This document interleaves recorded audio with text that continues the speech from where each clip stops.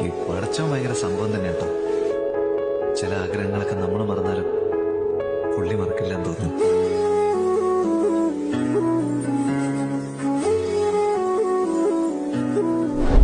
ഈ കാറ്റു വന്നു കാതിൽ പറഞ്ഞു